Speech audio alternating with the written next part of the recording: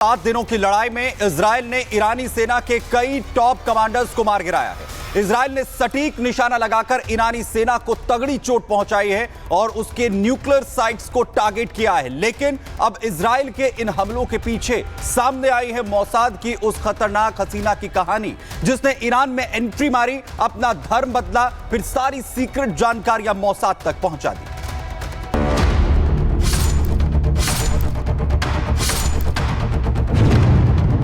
Beauty on spy duty, Iran के लिए खतरे की घंटी। मोसाद की हसीना का जाल, तेहरान हो गया बेहाल। लेडी जेम्स बॉन्ड की सेंध मारी, ईरान पर लगातार बमबारी।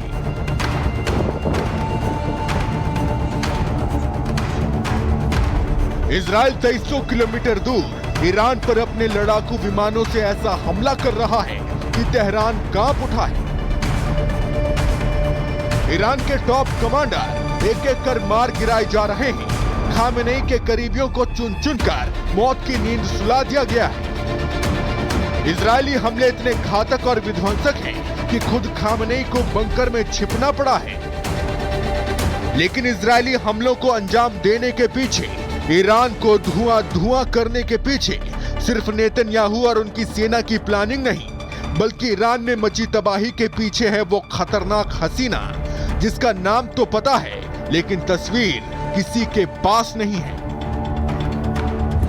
जानकारी के मुताबिक इजराइल की खुफिया एजेंसी मोसाद ने अपनी एक महिला जासूस कैथरीन पेरेज शेकेट को ईरान भेजा है।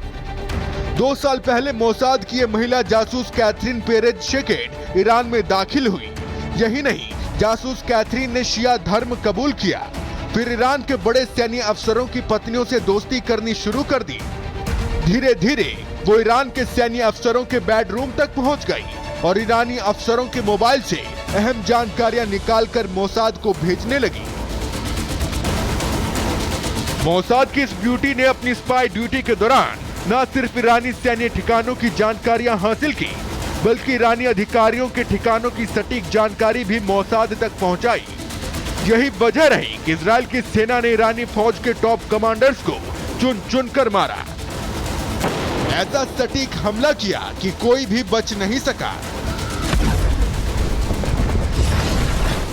अब सवाल यह है कि मोसाद की इस खतरनाक लेडी स्पाई के बारे में ईरान को कैसे पता लगा, और उससे भी बड़ा सवाल ये कि अब इजराइल की ये लेडी जेम्स बॉन्ड कहां है। तो आपको बता दें कि ईरान की खुफिया एजेंसी ने इजरायली हमलों को लेकर जांच शुरू की।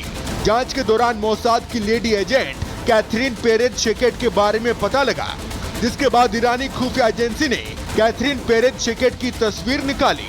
ईरानी सैन्य अधिकारियों के साथ कैथरीन की तस्वीर से उसका पता लगा, जिसके बाद ईरान की खुफिया एजेंसी उसकी सरगर्मी से तलाश कर रही है। लेकिन ईरान से शायद देरी हो चुकी है। ईरान की खुफिया एजेंसी मोसाद की खतरनाक हसीना को शायद कभी नहीं ढूंढ पाएगी, क्योंकि वो अपने मिशन को अंजाम देने के बाद रुकती नहीं, बल्कि हवा के झोंके की तरह गायब हो जाती है।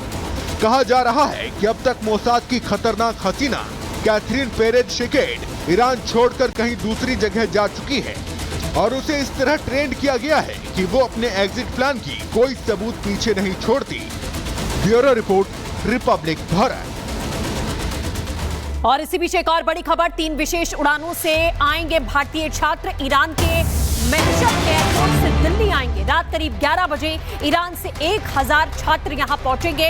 ये बड़ी जानकारी आपको दे दें, जो भारतीय छात्र ईरान में पढ़ाई करने के लिए रह रहे थे, उन्हें 3 विशेष उड़ानों से भारत लाया जाएगा। जो जानकारी मिल रही है, रात करीब 11 बजे का समय बताया जा रहा है, जब ईरान के मेहशद एयरपोर्ट से दिल्ली आएंगे।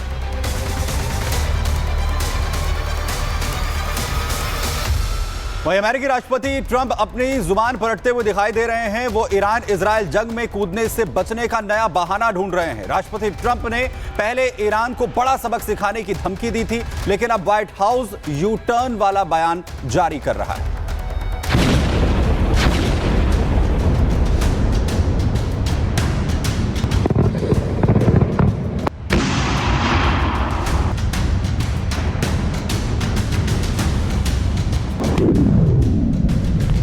अमेरिकी राष्ट्रपति ट्रंप कंफ्यूज हैं। ईरान इसराइल के बीच छिड़ा जंग 8वें दिन प्रवेश कर चुका है, लेकिन ट्रंप ये समझ नहीं पा रहे कि वो ईरान के खिलाफ युद्ध में कूदे या बाहर से आग सेकते रहे।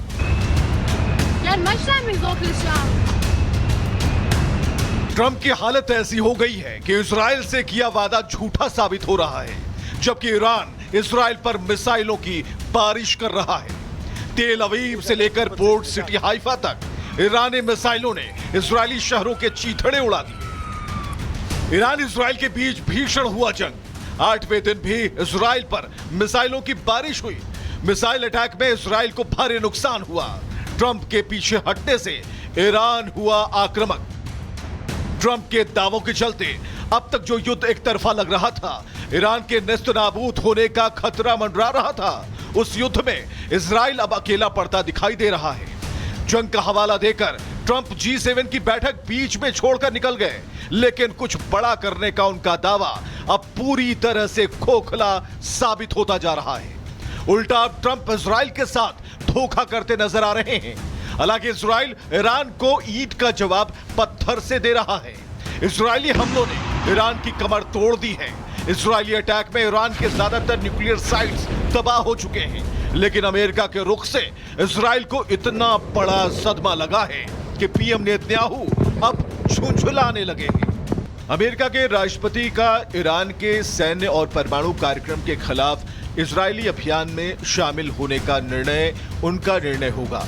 अमेरिका के लिए जो अच्छा होगा वो ट्रंप करेंगे और इजराइल के लिए जो अच्छा है मैं करूंगा। इजरायली पीएम का यह बयान व्हाइट हाउस के उस फैसले के बाद आया है जिसमें कहा गया है कि ईरान के परमाणु कार्यक्रम के खिलाफ इजराइल के सैन्य अभियान में अमेरिका हिस्सा लेगा या नहीं। राष्ट्रपति ट्रंप इस पर अगले 2 हफ्ते में निर्णय लेंगे, जो ट्रंप के उस बयान से बिल्कुल अलग है जो उन्होंने ईरान के खिलाफ पहले दिए हैं। 17 जून जब ट्रंप ने कहा तेहरान तुरंत खाली करो, 18 जून को कहते हैं कि सीज़फायर नहीं कुछ बड़ा होगा। 19 जून को बयान आता है ईरान पर 2 हफ्ते में फैसला होगा। व्हाइट हाउस का यह बयान ऐसे वक्त में आया है जब यह साफ हो चुका है कि इजराइल के पास वो क्षमता नहीं जो ईरान की जमीन के अंदर बने 90 मीटर गहरे फोर्डो न्यूक्लियर साइट को तबाह कर पाए। यह क्षमता सिर्फ अमेरिका के बंकर बस्टर बम में है। बावजूद इसके अमेरिकी राष्ट्रपति ट्रंप का बदलता रुख इजराइल समेत यूरोपीय देशों को हैरान कर रहा है। महज 2 रोज पहले 30 अमेरिकी फाइटर जेट ने उड़ान भरी थी। उसके बाद राष्ट्रपति ट्रंप के आदेश के बाद अमेरिकी सेना ने अपने सबसे घातक बमवर्षक विमान B-52 को भी स्टैंड बाय पर रहने का संदेश जारी कर दिया था। और अब व्हाइट हाउस का 2 हफ्तों का नया बहाना साफ इशारा कर रहा है ईरान इजराइल जंग में रूस और चीन जैसे देशों की एंट्री की आशंका ने ट्रंप को युद्ध की चुनौती स्वीकारने में कंफ्यूज कर दिया है। Bureau report, Republic Bharat.